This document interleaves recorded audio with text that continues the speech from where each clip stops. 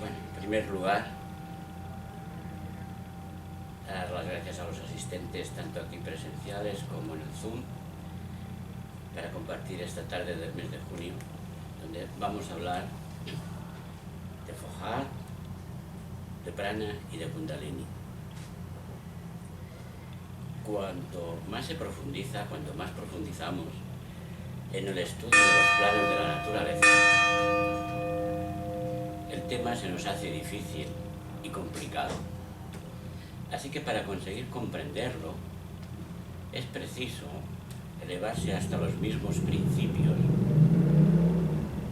hasta las mismas leyes que los rigen, descendiendo después poco a poco hasta los hechos más pormenorizados.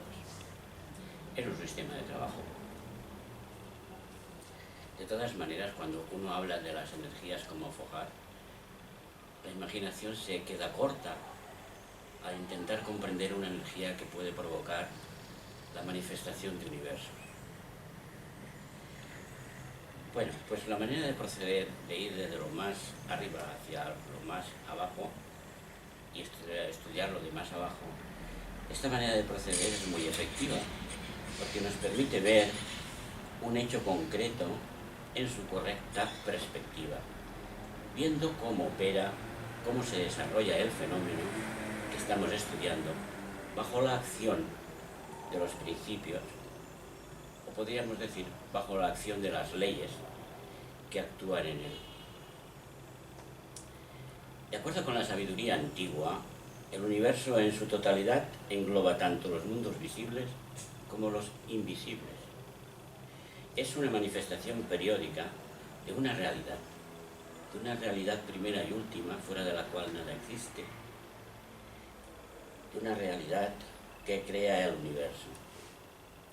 Es una realidad autoexistente por sí misma, una realidad que se expresa a sí misma a través del universo durante un lapso de tiempo limitado, aunque es muy extenso ese tiempo, y luego se retrae en sí misma, dando lugar a un ciclo de manifestación que se repite eternamente.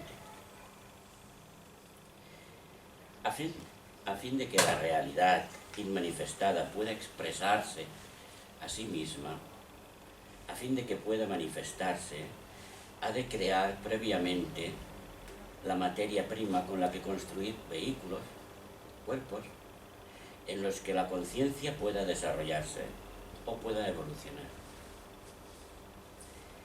Pues de acuerdo con esto, el delinear tres etapas implicadas en la manifestación serían: primero, para poder manifestarse se precisa la creación de la materia prima. Segundo, la evolución de los vehículos de conciencia, es decir, cuerpos que van a ir evolucionando ahí.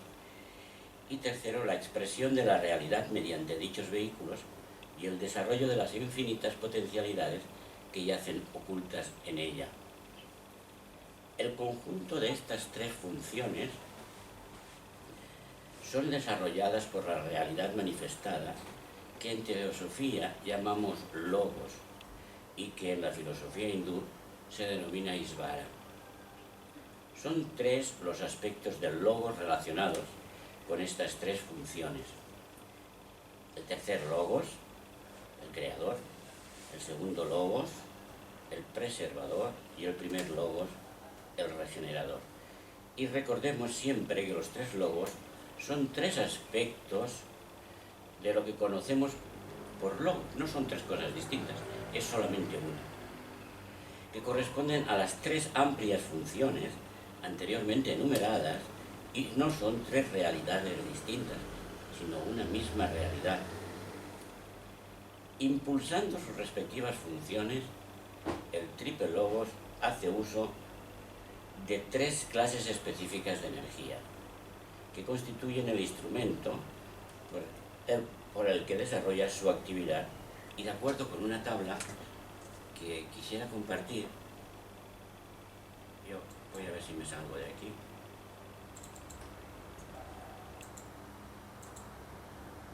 Yo no sé si se ve esto bien. Bueno, sí se ve bien, ¿verdad? Bien. Pues Pues estas tres energías del hiperlogos,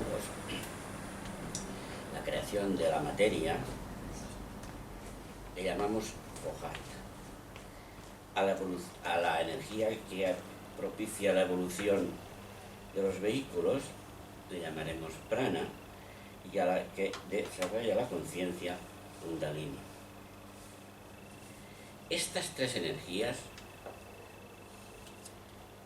son las que entran en funcionamiento cuando hay manifestación. Fohat es, podríamos llamarle electricidad cósmica, por decirle, es decir, es una energía tal, ¿qué nombre le vamos a poner? Pues se ha convenido en poner electricidad cósmica o Fohat, pues bueno, pues vamos a llamarlas todos igual para poder entender. Y a la vitalidad que anima los cuerpos que están manifestando, pues le llamaremos Prana. Y Kundalini a ese fuego serpentino que en todo ser viviente existe. Bueno, pues bien, a la primera de estas energías se le llama Fohat porque la naturaleza de esta fuerza creadora está descrita por Blavatsky en su obra, y así la denomina. Y la palabra que más se le aproxima en sánscrito es Agni, pero como tiene muchas otras connotaciones, al referirnos a ella, usaremos Fohat para designar la fuerza creadora de Brahma, el creador. Y si buceamos en la doctrina secreta, intentando conseguir una idea clara al respecto de la naturaleza esencial de Fohat, posiblemente nos vamos a perder y no alcanzaremos nuestro objetivo. Necesitaremos entonces examinar otros puntos de vista, pues en su obra Blavatsky solo trazó caminos a seguir. Conceptos y enseñanzas han de ser ampliados y profundizados a la luz del conocimiento científico actual. Sus ideas han de ser desarrolladas por medio de investigaciones y de reflexión profunda. Hemos de entender que la sabiduría eterna es una realidad trascendente, que no puede ser volcada en un molde, conservada y luego adorada como un fetiche. Y aunque sea a nivel intelectual, sus conceptos a lo largo del tiempo han de encontrar una expresión más clara, más rica y siempre renovada. Si consideramos a la doctrina secreta como un credo, si la estudiamos religiosamente y siguiéramos piadosamente, entonces estaría muerta, aunque pudiera seguir inspirando y ayudando a algunos de forma muy limitada. Si comprendemos esto de una vez para siempre, la frescura y la naturaleza dinámica de la sabiduría que ha sido expuesta por Blavatsky a fin de proporcionar a la humanidad una filosofía de vida con más sentido, estará entonces siempre vigente.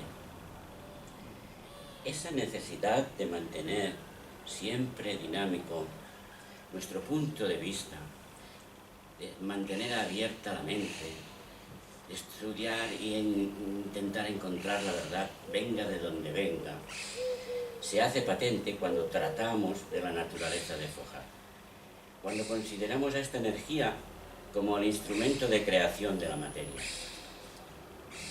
materia virgen del espacio, necesaria para que un universo pueda manifestarse. En los años en que fue escrita la doctrina secreta, las ciencias de la física y de la química estaban en su infancia. El conocimiento que se tenía acerca de los átomos y de las moléculas, de los materiales que constituyen el universo y de las fuerzas que actúan en y entre las partículas era elemental y vago.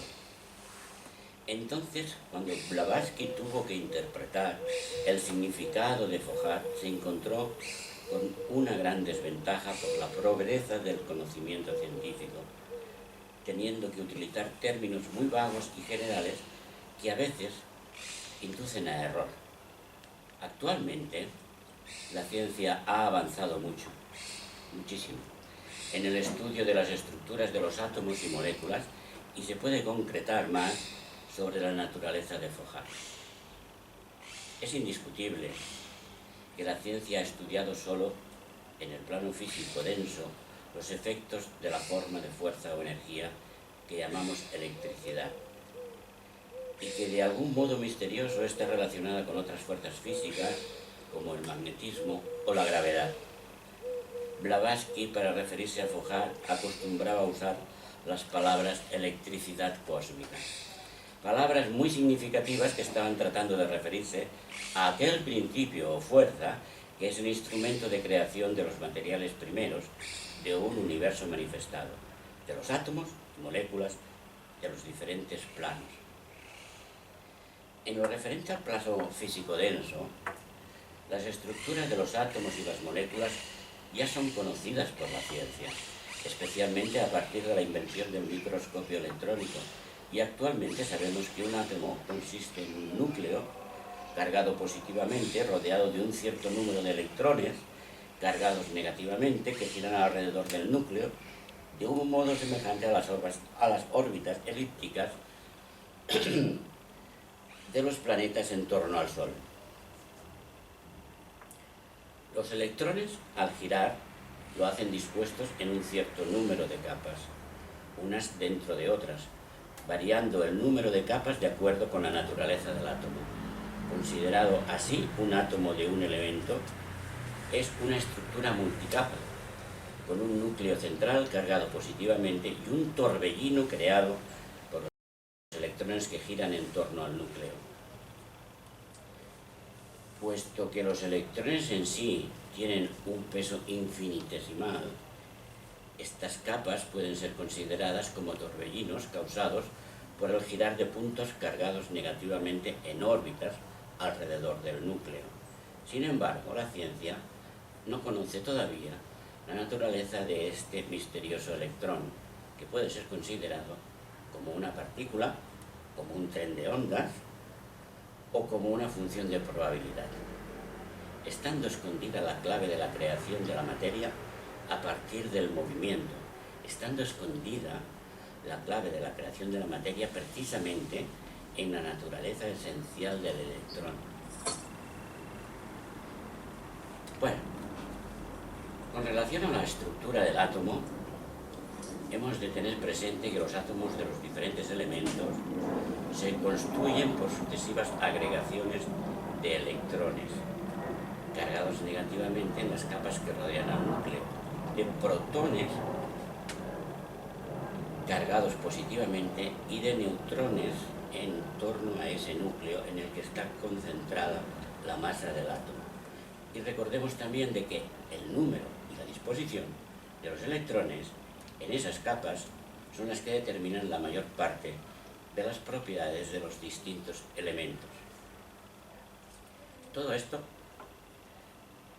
lo que nos trae a la memoria es que las cargas negativas interaccionan con las positivas. Al igual que ocurre con la electricidad, con lo que nos preguntamos, ¿es la electricidad un instrumento mediante el cual el creador prepara la materia virgen del espacio, del universo? ¿No muestra esto que los diferentes átomos son torbellinos creados por los vórtices de un movimiento sutil de la materia y que los diferentes planos pueden ser creados originando torbellinos dentro de torbellinos? Según la doctrina secreta, la respuesta es que sí. En esencia, la naturaleza de Foucault y el génesis de los átomos, de los diferentes átomos, se produce por permutaciones y combinaciones de partículas y modalidades de movimiento de naturaleza eléctrica.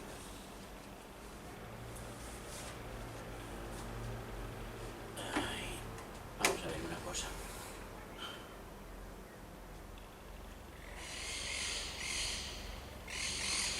Estoy aquí. A ver, un segundo, Solo tienes que rodar. Compartir pantalla. Ya está. Pero yo no quiero que salga esto. Ahora. Vale, ahora. No sé por qué sale otro. Bueno.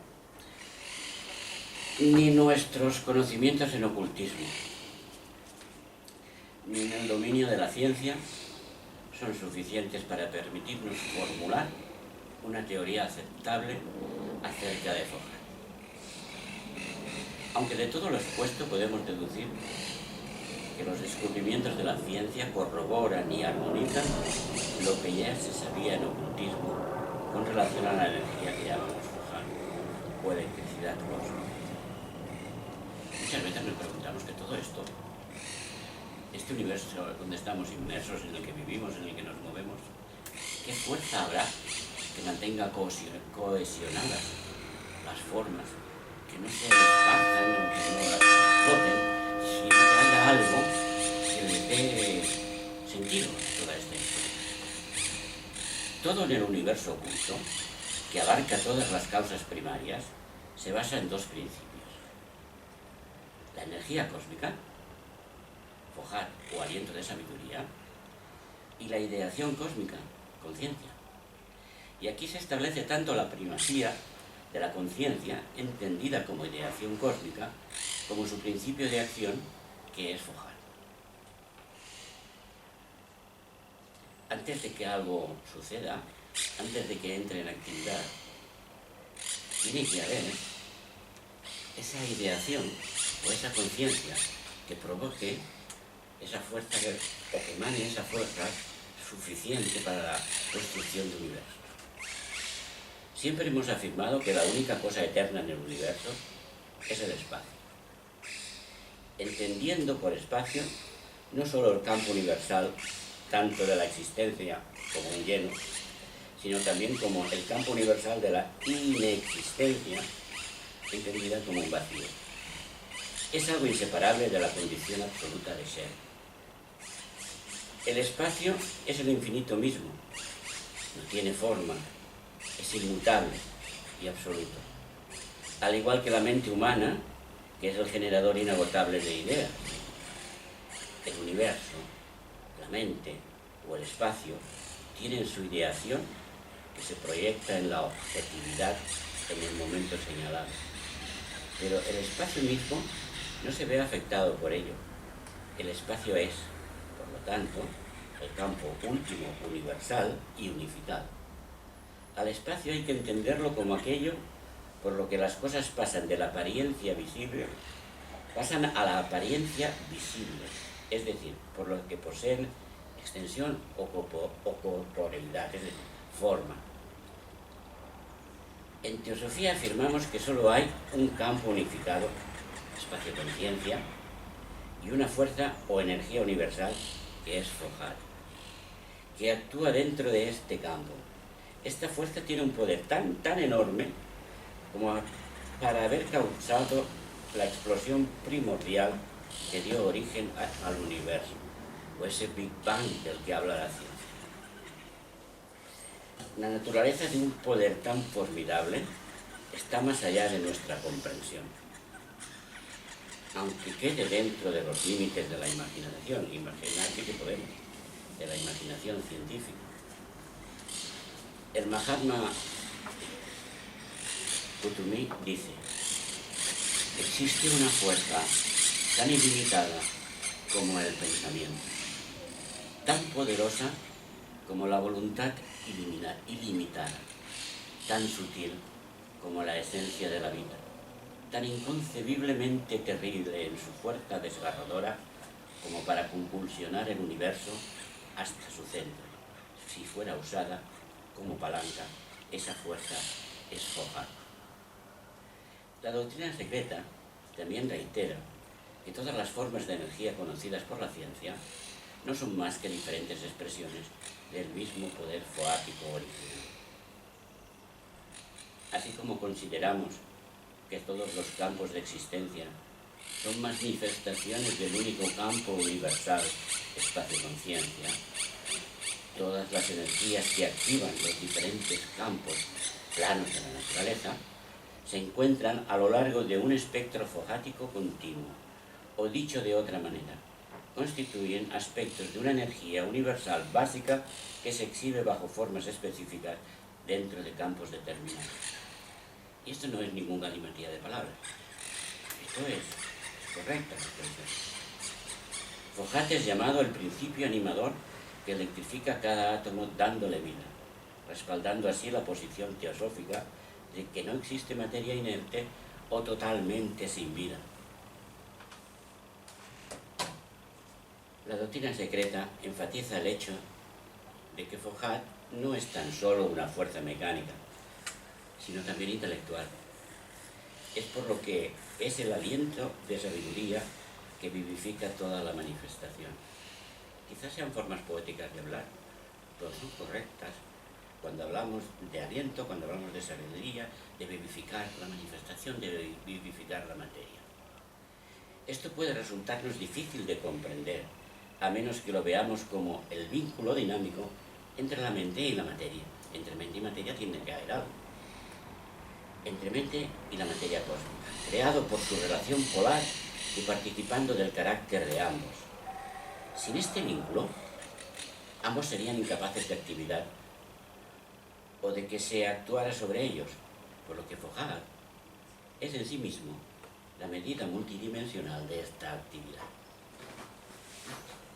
Por medio de Foucault, el pensamiento divino se dirige hacia el exterior, imprimiéndose en la materia a la que moldea, electrifica y organiza, imprimiendo en ella las leyes que la han de regir. La doctrina secreta nos dice que Foucault no es puramente una fuerza impersonal, ni siquiera en su papel de unidad vinculante trascendental del cosmos, sino que también lo equipara con Eros, el poder del amor, el hijo del caos y la tercera persona de la Trinidad primigenia, Caos, Gea y Eros, en la que Caos es el espacio, el vacío, Akasha, sin puntos de intensificación u objetivización, y Gea es la naturaleza, la materia primordial. Debemos entender que aquí Eros es el amor en su sentido de voluntad divina, el despertar en el espacio conciencia del deseo de manifestarse a través de la creación visible que es el cosmos.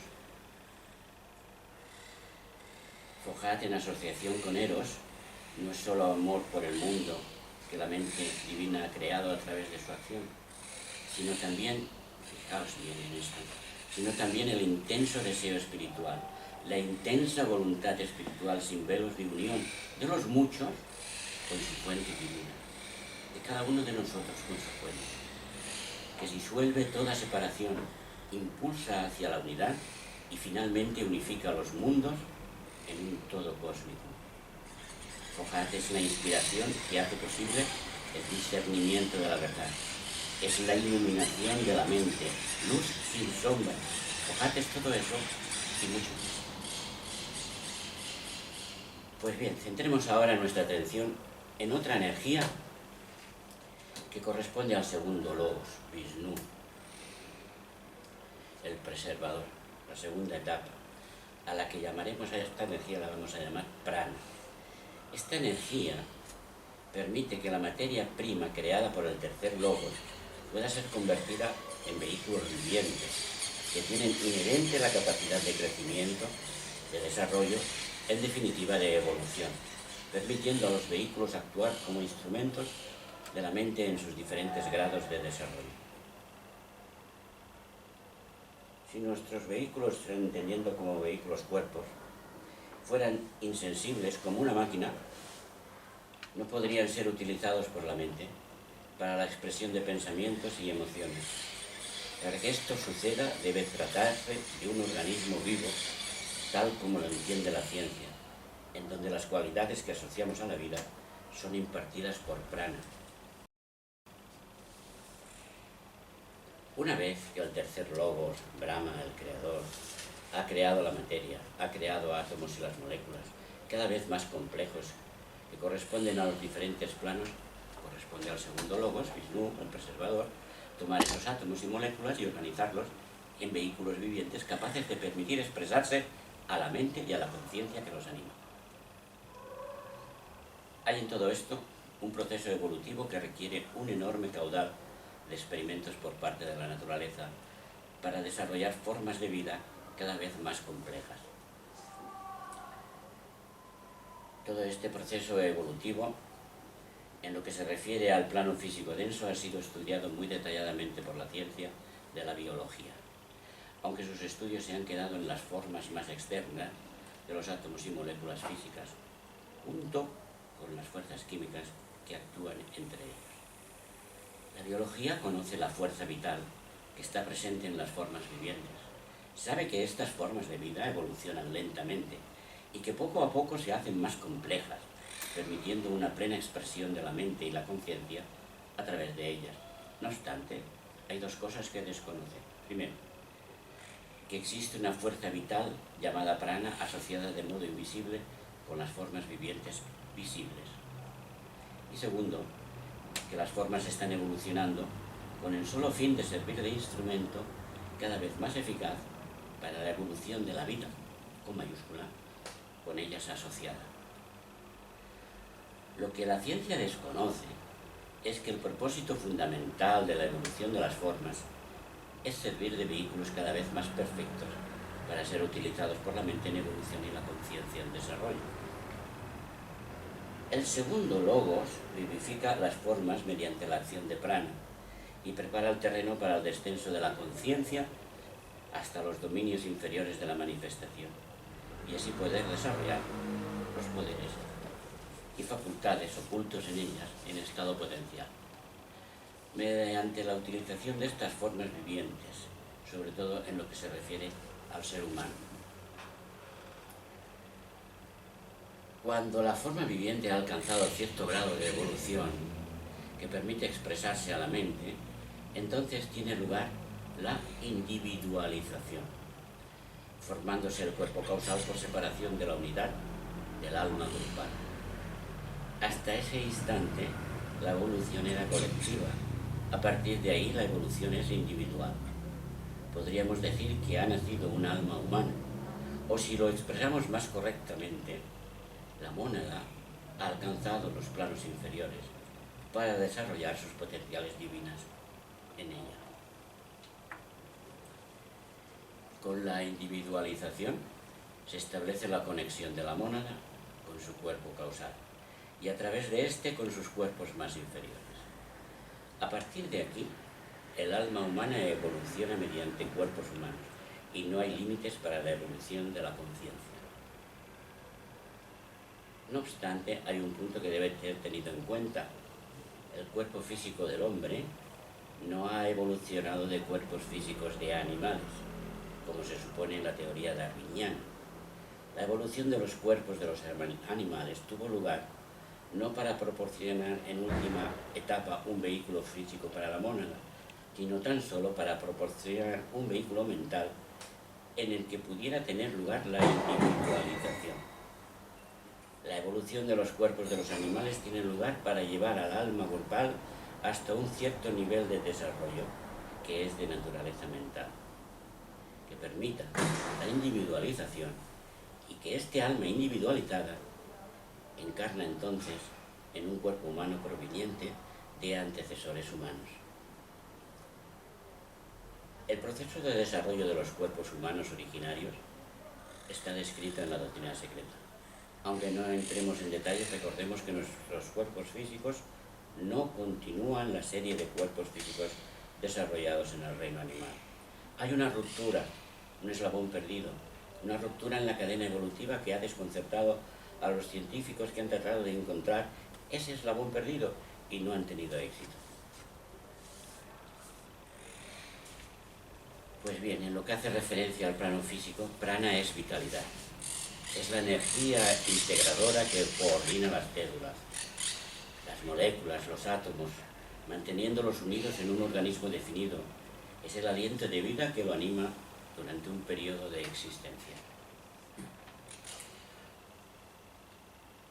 Una vez que en una primera etapa el logos ha creado la materia prima mediante la energía que conocemos con el nombre de Focal, y que durante la segunda etapa a toda la manifestación le ha dado el aliento de vida, la vitalidad, utilizando la energía que llamamos prana, llegamos a otro punto, llegamos a la tercera etapa, en la que la conciencia que se expresa a través de las formas ha de desarrollarse, ha de evolucionar, entrando en este momento en acción una energía que llamamos Kundalini.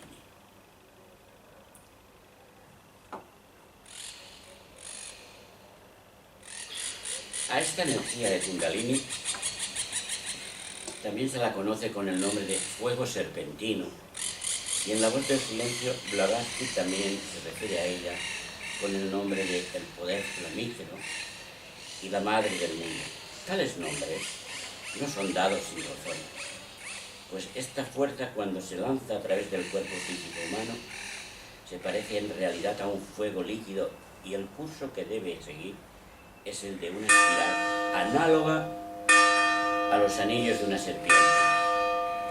Se le llama madre del mundo porque por su mediación se vivifican nuestros diversos vehículos, abriéndose sucesivamente ante nosotros los mundos superiores.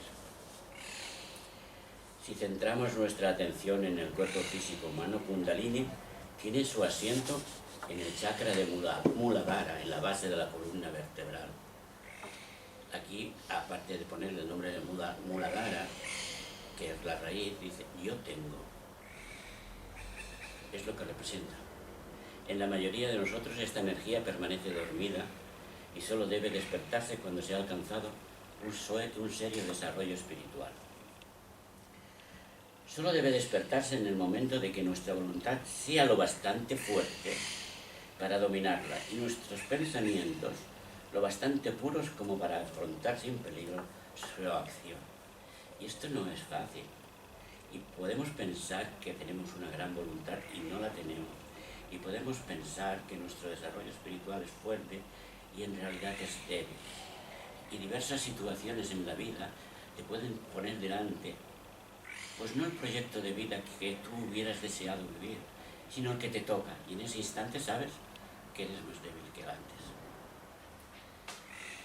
Si Kundalini se despierta sin que el individuo esté preparado, el movimiento de esta energía le puede acarrear insoportables dolores físicos y también puede llegar a dañar los restantes vehículos de conciencia superiores al físico. Esta energía de Kundalini tiene que abrirse paso, fluir a través de unos canales, y si esos canales no están limpios, no son para poder permitir el paso, pues pasa eso, que quema, porque ya quiere abrirse paso la energía esta. La principal función de esta energía es que, una vez dirigida a los chakras del cuerpo etéreo, los va a vivificar y los hace aptos para servir de enlace entre el cuerpo físico y el astral. Vivificar es eso, enlazar un cuerpo con otro. En La Voz del Silencio podemos leer que cuando Kundalini llega al chakra frontal, el chakra frontal es el tercer ojo, Ajna, el yo comprendo,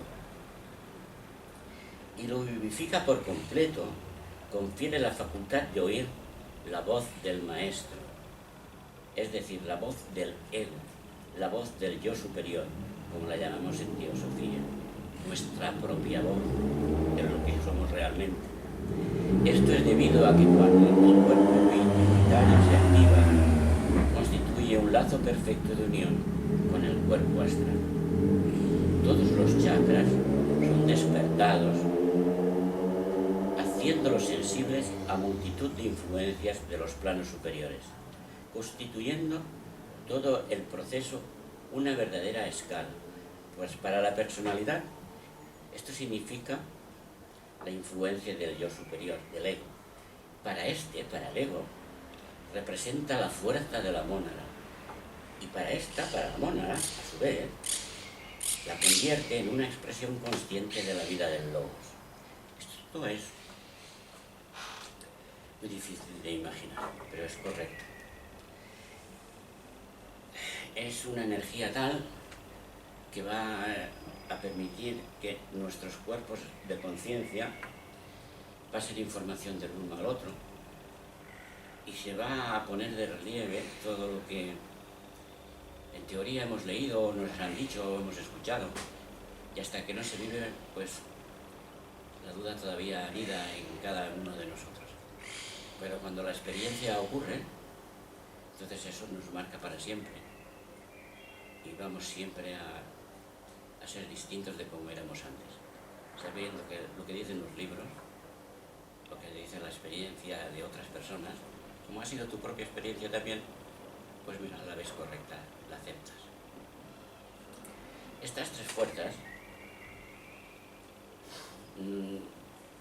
actúan conjuntamente en la manifestación. Y seguramente después de toda esta charla uno se vuelve a preguntar, ¿pero qué es Foja? ¿Qué es Prana? ¿Qué es Kundalini? Bueno, en el silencio de la alcoba de cada uno, en el silencio, cuando estemos en silencio, quizás se nos releve verdaderamente lo que es cada fuerza de estas.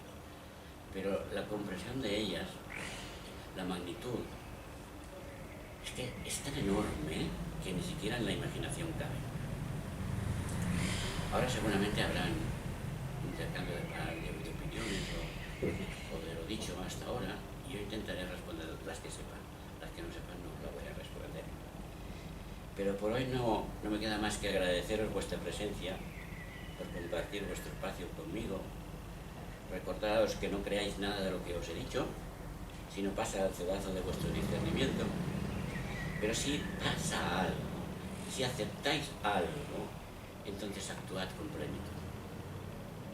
Gracias por todo. Muchas gracias. Sale por